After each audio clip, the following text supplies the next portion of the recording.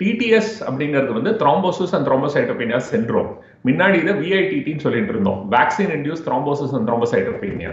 இது என்னன்னா, இந்த ஆஸ்ட்ராசெனிகாவோட அந்த அடினோ வைரஸ் வெக்டர் வேக்சின் போடுற சில நபர்களுக்கு மிக மிக அபூர்வமாக என்ன ஆகுதுன்னா, பல இடங்களில் உடம்புல ரத்த குழால ரத்த கட்டிகள் தானாவே உருவாருது. இது ஏன் உருவாருதுங்கிறது நமக்கு கரெக்டா தெரியல. ஆனா இது நடக்கிறதுங்கிறது வந்து ரொம்ப அபூர்வமான சில நபர்கள்ல நடக்கிறதுங்கிறது தெரியுது. அதே மாதிரி அந்த ரத்த கட்டிகள் மாத்திரம் இல்லாம இந்த ரத்தத்துல வந்து கட்டுறதுக்கான அந்த ரத்த அணு பிளேட்லெட்ஸ் அப்படின்னு சொல்லுவோம், அதுவும் மிக அதிகமான அளவுல குறைஞ்சு போயிடுது. இது திடீர்னு உயிருக்கு ஆபத்தா கூட முடியலாம். இந்த மாதிரி சில பேருக்கு நாங்க பார்த்தோம். ஆனா இது மிக மிக மிக அபூர்வமான விஷயம். அதாவது ஏதோ கோடியில ஒருத்தருக்கு நடக்கிற மாதிரியான ஒரு விஷயம் எல்லாருக்கும் வருங்கிறது இல்ல. ரெண்டாவது, இது சின்ன வயசு பெண்மணிகளுக்கு அதிகமான அளவுல, கொஞ்சம் மற்றவங்களை விட அதிகமான அளவுல கண்டுபிடிக்கப்பட்டது அந்த நேரத்துல. அதனாலதான் வந்து பல நாடுகள்ல என்ன சொல்லிட்டாங்கன்னா, சின்ன வயசுக்காரங்களுக்கு வந்து இந்த ஆஸ்ட்ராசெனிகா வேக்சின் வேண்டாம், மற்ற வேக்சின் யூஸ் பண்றது பெட்டர் அப்படின்னு சொல்லிட்டு இருந்தாங்க. ஆனா அந்த நேரத்துல அது அப்போ ஒன்றும் பர்ஃபெக்டா தெரியல. இந்த மாதிரி இருக்கலாம் அப்படிங்கிற ஒரு பயத்தினால மற்ற வேக்சின்களை சின்ன வயசுக்காரங்களுக்கு கொடுக்கலாம், வயசானவர்களுக்கு இந்த ஆஸ்ட்ராசெனிகா வேக்சின் கொடுக்கறதுல தவறு இல்லை அப்படிங்கிற மாதிரி ஒரு பரவலான ஒரு அபிப்பிராயம் இருந்தது. இது சாதாரணமா வந்து வேக்சின் போட்டு சில நாட்கள்லயே தெரிஞ்சிடும், அதாவது ஒரு மாசத்துக்குள்ளேயே தெரிஞ்சிடும். அந்த மாதிரி வரலன்னா ஒரு வருஷம் கழிச்சோ 2 வருஷம் கழிச்சோ வரும் அப்படிங்கிற மாதிரி பிரச்சனை கிடையாது. நமக்கு தெரிஞ்ச வரைக்கும் இது வேக்சின் போட்டு ஒரே மாசத்துக்குள்ள சில பேருக்கு மிக அபூர்வமாக வரதுக்கான வாய்ப்புங்கிற மாதிரி தான் நமக்கு தெரியும். இதுதான் அந்த டிடிஎஸ் விஐடிடி சிண்ட்ரோம்.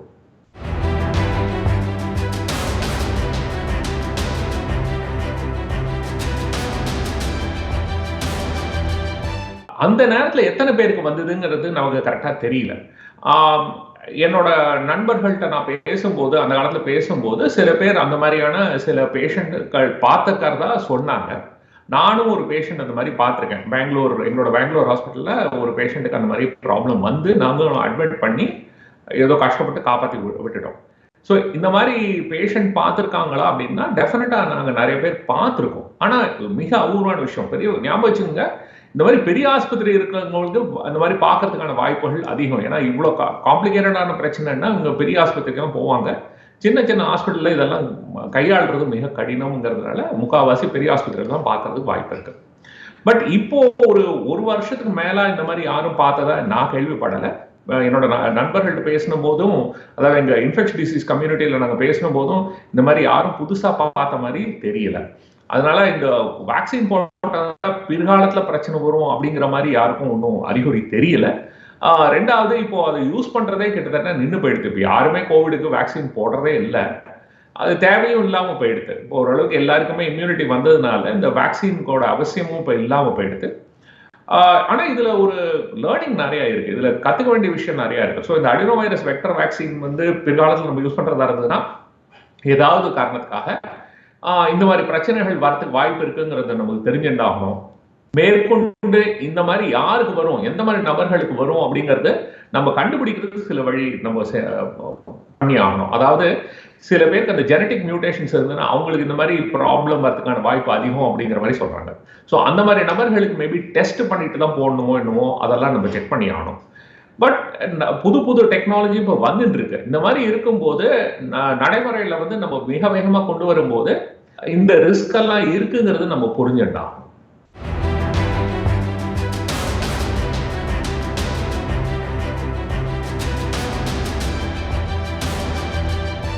உலகம் முழுக்க என்ன கவனிச்சிருக்காங்கன்னா, இந்த ஆஸ்ட்ராசெனிகா அந்த அடினோ வைரஸ் வெக்டர் வேக்சின்ல வந்து சிறு வயசுக்காரங்களுக்கு தான் ஆபத்து கொஞ்சம் அதிகமா இருக்கிற மாதிரி தெரியுது. அதுவும் பெண்கள்ல கொஞ்சம் அதிகமான ரிஸ்க் இருக்கிற மாதிரி தெரியுது. அதனாலதான் பல நாடுகள்ல வந்து என்ன சொல்லிட்டாங்கன்னா, அந்த ஆஸ்ட்ராசெனிகா ஊசி வந்து 50 வயசுக்குள்ள இருக்கிறவங்களுக்கு வேண்டாம் அப்படிங்கிற மாதிரி சொல்லிட்டாங்க. அவங்க மற்ற வேக்சின், இந்த mRNA வேக்சின் அந்த போல வேக்சின் அவங்க கையாளணும் அப்படின்னு அவங்களோட அபிப்பிராயமா சொல்லியிருந்தாங்க.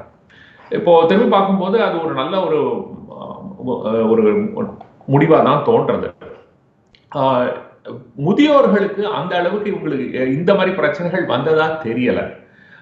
இவங்களுக்கு வந்து இந்த அளவுக்கு வந்து இந்த பிளட் கிளாட்டிங் ப்ராப்ளமோ இந்த ரத்த அணுக்கள் குறையிற பிரச்சனையோ வந்த மாதிரி தெரியல. சிறு வயசுக்காரங்களுக்கு தான் அதிகமா தெரிஞ்சது. முக்கியமா என்ன கவனிச்சாங்கன்னா, அந்த சிறு வயசுக்காரங்கலாம் அதர்வைஸ் ஹெல்தி பீப்புள். அவங்களுக்குலாம் வந்து ஏற்கனவே கேன்சர் வந்தது, டயாலிசிஸ்ல இருந்தாங்க. அந்த மாதிரி பேஷண்ட் இல்ல. இவங்கெல்லாம் ஓரளவுக்கு நல்ல ஹெல்தியா இருந்த மக்களுக்கு தான் திடீர்னு இவ்வளவு சிவியரா வந்திருக்கு. அதனால தான் அவங்க என்ன சொல்றாங்கன்னா, பிளஸ் அதே மாதிரி முதியோர்கள்ல வந்து மற்ற துணை நோய்கள் அதிகமா தான் இருக்கும். ஆனா அவங்களுக்கு அவ்வளவு தூரம் பிரச்சனை வரல. சோ இது வந்து சிறு வயசுக்காரங்களுக்கு தான் ரிஸ்க் அதிகமா தோன்றது. சோ அதனால தான் அவங்க வந்து சிறு வயசுல இருக்கிறவங்களுக்கு 50 வயசுக்குள்ள இருக்கிறவங்களுக்கு இது வேண்டான்னு அவங்க ஒரு முடிவு எடுத்திருந்தாங்க. இது கொஞ்சம் காம்ப்ளிகேட்டடான ஒரு விஷயம். இப்போ பாருங்க, எல்லாருமே ஒரே மாதிரி கிடையாது. நம்ம ஜெனட்டிக்கா வந்து ஒருத்தருக்கு ஒருத்தர் வித்தியாசங்கள் நிறைய உண்டு. ஒரு பொருள் நம்ம உடம்புக்குள்ள போறதுன்னா ஏன் சில பேருக்கு பிரச்சனை வருது, சில பேருக்கு பிரச்சனை வரல. இப்போ கோவிடே எடுத்துனோம்னா எல்லாருக்கும் தான் கிட்டத்தட்ட இன்ஃபெக்ஷன் வந்தது. ஆனா சில பேருக்கு வெறும் சளி மாதிரி தான் தெரிஞ்சது, சில பேருக்கு ஒண்ணுமே தெரியல, சில பேருக்கு கொஞ்சம் ப்ராப்ளம் வந்து, சில பேருக்கு ரொம்ப ப்ராப்ளம். இது வந்து நம்மளோட ஜெனட்டிக் மேக்கப்பை பொறுத்து இருக்கு. ஸோ எந்த ஒரு பிரச்சனையா இருந்தாலும் நம்மளோட ஜெனட்டிக் மேக்கப்பும் ரொம்ப ரொம்ப முக்கியம். ஸோ சில பேருக்கு ஜெனட்டிக்காவே தெர் வர் சம் மார்க்கர்ஸ், அந்த மாதிரி மார்க்கர்ஸ் இருந்ததுன்னா அவங்களுக்கு இந்த மாதிரி ரியாக்ஷன் வரதுக்கான வாய்ப்புகள் அதிகம் அப்படிங்கிறது பின்னாடி தான் நம்ம கண்டுபிடிச்சோம். அப்கோர்ஸ் இப்போ இந்த மாதிரி நபர்கள் மிக மிக ரேர் அப்படிங்கிறதுனால இப்போ ஏதோ ஒரு 2 பேர் 5 பேர்ல டெஸ்ட் பண்ணதுனால இதுதான் அப்படின்னு நம்ம திட்டவட்டமா சொல்றதும் ரொம்ப ரொம்ப கஷ்டம். இதுவா இருக்கலாம் நம்ம சொல்லலாமே தவிர இதுதான் காரணம் அப்படின்னு சொல்றதும் ரொம்ப கஷ்டம். ஸோ இது வந்து மேற்கொண்டும் கொஞ்சம் ஸ்டடி பண்ணிட்டு இருக்காங்க. பட் நமக்கு தெரிஞ்ச வரைக்கும் there are some genetic markers, அதாவது சில ஜெனட்டிக் மார்க்கர்ஸ் இருக்கு எந்த மாதிரி மக்களுக்கு இந்த மாதிரி வரும் அப்படின்னு. பட் அவ்வளவுதான் நம்ம சொல்ல முடியுமே தவிர காஸ் அண்ட் எஃபெக்ட் காமிக்கிறது ரொம்ப கஷ்டம். இது மாலிகுலர் மெக்கானிக்ஸ் அப்படிங்கிறதுனால இது எக்ஸ்பிளைன் பண்றது கொஞ்சம் கடினம் தான். ஏன்னா ஒண்ணு ஞாபகம் வச்சுக்கோங்க, நம்ம உடம்புல வந்து இந்த காம்ப்ளிமெண்ட் சிஸ்டம் அதெல்லாம் இருக்கு. அது வந்து இம்யூன் சிஸ்டமோட பாகம். அது ட்ரிகர் ஆகும்போது உடம்புல பல இடத்துல பல வித்தியாசங்கள் வரும்.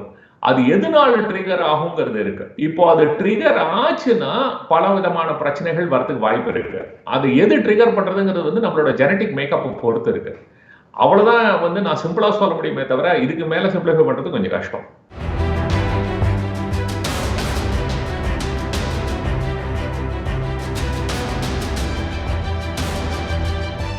ஏன் ஸ்புட்னிக்கும் அடினோ வைரஸ் வேக்சின் தான். அந்த ரஷ்யால இருந்து வந்த ஸ்புட்னிக் வேக்சின் இருக்கு, அதுலயும் வந்து அதுவும் அடினோ வைரஸ் வெக்டர் வேக்சின் தான். சோ கோவிட்லயே வந்து ஆஸ்ட்ராசெனிகா மாத்திரம் தான் அடினோ வைரஸ் வெக்டர் வேக்சின்ங்கிறது கிடையாது. இந்த ஸ்புட்னிக் வேக்சினும் பல நாடுகள்ல பல நபர்களுக்கு கொடுக்கப்பட்ட ஒரு விஷயம். சோ அதுல எவ்வளவு வந்ததுங்கிறதே நமக்கு தெரியாது. சோ இப்போ இபோலாவுக்கு நீங்க சொன்ன மாதிரி இந்த அடினோ வைரஸ் வெக்டர் வேக்சின் தான் கொடுத்தாங்க.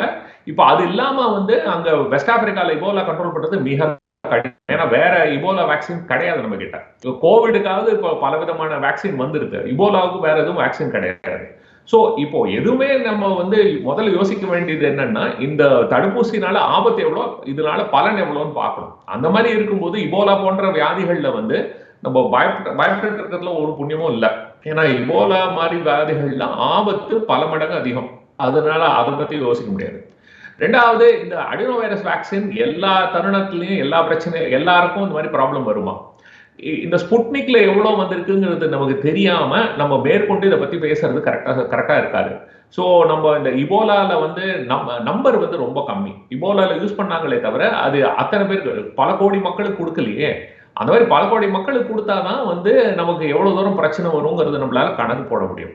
ஸ்புட்னிக் வந்து பல கோடி மக்களுக்கு கொடுத்துருக்காங்க. ஆனா அதுல எவ்வளவு ப்ராப்ளம் ஆச்சு, என்ன ஏதுங்கிறது நம்ம கிட்ட நிலவரம் கரெக்டா தெரியாது.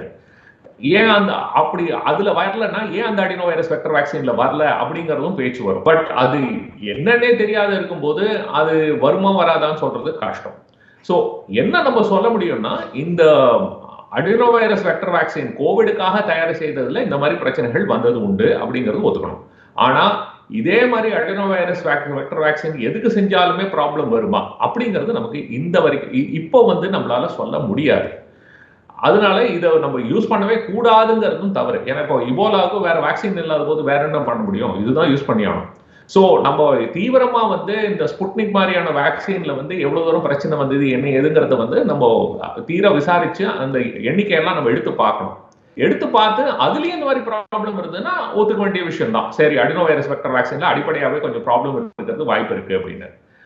இல்லைன்னா அது ஏன் வரல, ஏன் இதுல வந்தது அதுல வரல அப்படிங்கறதெல்லாம் நம்ம ஆராய்ச்சி பண்ணி ஆகும். அப்படி பண்ணாதான் நம்ம விஞ்ஞானமும் இம்ப்ரூவ் ஆகும். நாளைக்கு வேற வேக்சின்னா கூட அது எப்படி ஒரு சேஃப்டியோட பண்ண முடியுங்கிறது நம்ம தெரிஞ்சுக்க முடியும்.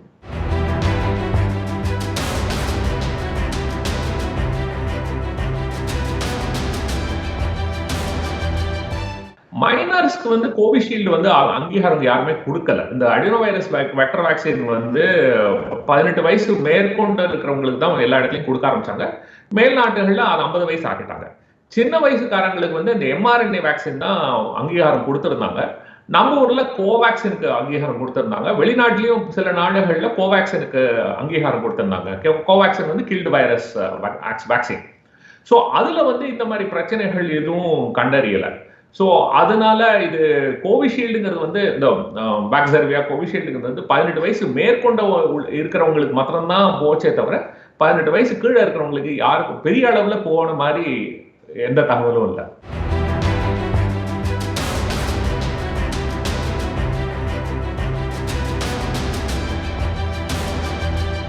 டிடிஎஸ் வந்ததுன்னா இது பயங்கரமான ஒரு வியாதி. அந்த நபர் ரொம்ப ஒரு சீரியஸான நிலைமையில மிக வேகமாக போய் சேர்ந்துருவாங்க. அது பிரச்சனை என்னன்னா அந்த ரத்தம் கட்டுறது எங்க கட்டுறதுங்கிறது பொறுத்து இருக்கு. முன்னாடி சொன்ன மாதிரி மூளையில போற ரத்த குழாயில ரத்தம் கட்டிதுன்னா லக்குவான் வரும். இருதயத்துக்கு போற ரத்த குழாயில பிரச்சனைன்னா ஹார்ட் அட்டாக் மாதிரி வரும். இது குடலுக்கு போற ரத்த குழாயில அடப்பாச்சுன்னா குடல் அந்த இடத்துக்கு குடல் சாக ஆரம்பிச்சிடும். எமர்ஜென்சியா ஆபரேஷன் பண்ணி அதெல்லாம் வெட்டி எடுத்து அந்த மாதிரிலாம் பண்ணணும். பிரச்சனை என்னன்னா ஒவ்வொரு நபருக்கும் ஒவ்வொரு இடத்துல நடக்கலாம். அதை விட பெரிய பிரச்சனை என்னன்னா ஒரே நபருக்கு பல இடத்துல நடக்கலாம். பல இடத்துல நடக்கும் போது பல பிரச்சனைகள் வரும். எத்தனையை நம்ம கவனிக்கிறதுங்கிறது தான் பிரச்சனை. சோ இந்த மாதிரி மக்களுக்கு ரத்தம் கட்டாம இருக்கிறதுக்கு மாற்று மருந்து கொடுத்தாகணும், ஆன்டிகோயாகுலேஷன். ஆனா அவங்களுக்கு ஏற்கனவே இந்த பிளேட்லெட்ஸ் கம்மியா இருக்கிறதுனால அவங்களுக்கு ப்ளீடிங் ரிஸ்க்கும் அதிகம். சோ ரத்தம் கட்டாம இருக்கிறதுக்கும் மருந்து கொடுத்தாகணும், ப்ளீடிங் வராமையும் பார்த்துக்கணும். அது ரெண்டுமே சமாளிக்கிறது மிக கடினமான விஷயம். அந்த மாதிரி இருக்கும்போது ஆபத்தாகிறது மிக பெரிய பிரச்சனை. மூளைக்கு போற ரத்த குழாயில பிரச்சனை ஆச்சுனாலோ, இருதயத்துக்கு போற பிரச்சனை ரத்த குழாயில பிரச்சனை ஆச்சுனாலோ உயிர் சேதத்துக்கான வாய்ப்புகள் மிக மிக அதிகம். சோ இந்த மாதிரி மக்களுக்கு உயிருக்கு ஆபத்துங்கிறது பெரிய பிரச்சனை தான். ஆனா எல்லாரும் ஒரே மாதிரி தான் இருப்பாங்கங்கிறது இல்லை. அது ஒவ்வொருத்தரோட நிலைமையை பொறுத்து இருக்கு. அவங்களுக்கு எங்க ப்ராப்ளம் ரத்த குழாய் அடப்பா இருக்குங்கிறத பொறுத்து தான் அவங்களோட மேனிஃபெஸ்டேஷன்ஸ் இருக்கும்.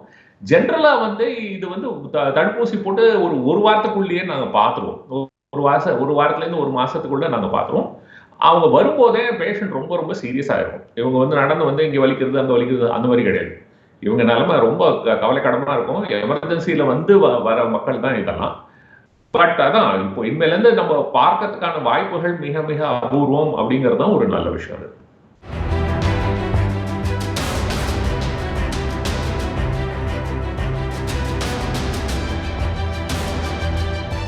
பொதுமக்கள் ஒரு விஷயம் ஞாபகம் வச்சுக்கணும். இப்போ இன்ஃப்ளூயன்சா, கோவிட் போன்ற ஒரு ரெஸ்பிரேட்டரி வைரஸ் அப்படிப்போம். நுரையீரல்ல இந்த வைரஸ் இன்ஃபெக்ஷன் வரும்போது அவங்களுக்குலாம் சாதாரணமாவே அதை தாண்டின உடனே இருதயத்துக்கான பிரச்சனைகள் வரதுக்கான வாய்ப்புகள் அதிகம். ஸோ ஃப்ளூ வந்தவங்களுக்கு, கோவிட் வந்தவங்களுக்கெல்லாம் வந்ததுக்கு அப்புறம் ஹார்ட் அட்டாக்கோ ஹார்ட் ஃபெயிலியரோ வருது ஏற்கனவே மருத்துவ ரீதியாக தெரிஞ்ச விஷயம் தான். இன்ஃபேக்ட் ஃப்ளூ போது, கோவிட் போதே நாங்கள் நிறைய பேருக்கு ஹார்ட் ப்ராப்ளமோட வருதெல்லாம் நாங்கள் பார்த்தோம். இது தடுப்பூசிக்கும் சம்மந்தமே கிடையாது. ஸோ தடுப்பூசி போடுறதுனால இந்த கோவிட தவிர்க்கிறதுனால இருதயத்துக்கான பிரச்சனையை பல மடங்கு குறைக்கிறோம். ஏன்னா கோவிட் வரும்போது பின்னாடியே ஹார்ட்டுக்கும் ப்ராப்ளம் வரதுக்கான வாய்ப்புகள் அதிகங்கும் போது இந்த கோவிடை தடுக்கும் போது பின்னாடி வர இருதய பிரச்சனையும் நம்ம நிறைய தவிர்க்கிறோம். ஸோ இப்போ இந்த தடுப்பூசி போடுறதுனால எக்கச்சக்கமான இருதய பிரச்சனையை குறைச்சிருக்கோங்கிறது தான் உண்மை. நம்பர் 1. நம்பர் 2, இந்த கோவிட் தடுப்பூசினால டைரக்டா ஹார்ட் அட்டாக் வருதுங்கிறது இது வரைக்கும் எந்த ஒரு தகவலும் பெருசா வந்ததில்லை. இப்போ நிறைய பேருக்கு அந்த நேரத்துல கோவிட் தடுப்பூசி போடும்போது அவங்களுக்கு யாருக்கும் டெஸ்ட் பண்ணல, அவங்களுக்கு கோவிட் ஏற்கனவே இருந்ததா இல்லையான்னு. ஏன்னா நிறைய பேர் கும்பல் கும்பலா வந்ததுனால கோவிட் தடுப்பூசி போடுற இடத்துலயும் கோவிட் பரவ ஆரம்பிச்சிருது. அந்த பிரச்சனைகள் எல்லாமும் கவனிச்சோம். ஸோ அந்த மாதிரி இருக்கும்போது ஏற்கனவே கோவிட் வந்துடுதுன்னா அந்த தடுப்பூசி நம்ம இப்போ போட்டாலும் அதோட பெனிஃபிட் ஒரு 4 to 6 வாரம் கழிச்சு தான் கொஞ்சம் கொஞ்சமா வரும். ஆனா அது அந்த போடுற இடத்துல இருந்து அவங்களுக்கு கோவிட் வந்ததுன்னா அதனால கூட ஹார்ட் அட்டாக் வரதுக்கு வாய்ப்பு இருக்கு. ஸோ பொதுமக்கள் முதல்ல ஞாபகம் வச்சுக்கணும், இப்போ கோவிடோட ஊசியோட ப்ரொடெக்ஷன் வந்து உடனே வராது. எந்த ஊசியா இருந்தாலும், எந்த தடுப்பூசியா இருந்தாலும் ஒரு கொஞ்ச நாள் ஆகும். அதுக்கப்புறம் தான் அதோட பெனிஃபிட் வரும். மூணாவது, இந்த டிடிஎஸ் சிண்ட்ரோம் வந்து மிக மிக மிக அபூர்வமான ஒரு விஷயம். அதாவது கோடியில் ஒருத்தர் அந்த மாதிரி இருக்கும்போது அத்தனை பேருக்கு ஹார்ட் அட்டாக் வருதுங்கிறது வந்து சாத்தியம் இல்லை. So that would be very very unlikely. So இப்போ இந்த கோவிட் வேக்சின்னால ஹார்ட் அட்டாக் ரிஸ்க் அப்படின்னு பார்க்கும்போது இது பெரிய விஷயமா எனக்கு தோணல. நான் கோவிஷீல்டு எடுத்தவன் தான். இப்போ என்ன கேட்டா, அந்த நேரத்துல இதெல்லாம் தெரிஞ்சிருந்தும் கோவிஷீல்டு எடுத்திருப்பீங்களா அப்படின்னு கேட்டா, அந்த நேரத்துல வந்து நம்ம கிட்ட இருந்தது 1-2 வேக்சின் தான். இப்போ எனக்கு கோவிஷீல்டு தான் கிடைக்கும் அப்படிங்கும்போது நான் கோவிஷீல்டு டெஃபினட்டா எடுத்திருப்பேன். ஏன்னா நம்ம கோவிஷீல்டோட பிரச்சனையை விட கோவிட்னால உயிர் சேதம் அந்த நேரத்துல மிக அதிகமா இருந்தது. அதனால அந்த நேரத்துல டெஃபினட்டா நான் எடுத்திருப்பேன். ஏன்னா இதனால பெனிஃபிட் அதிகம், ஆபத்து கம்மி. இன்னைக்கு நான் எடுப்பேன்னா நோ, இன்னைக்கு டெஃபினட்டா நான் எடுக்க மாட்டேன். ஏன்னா இப்போ கோவிட்னால பிரச்சனைங்கிறது ஒண்ணுமே கிடையாது. பட் அந்த வேக்சினோட ஆபத்து இன்னும் இருக்கு.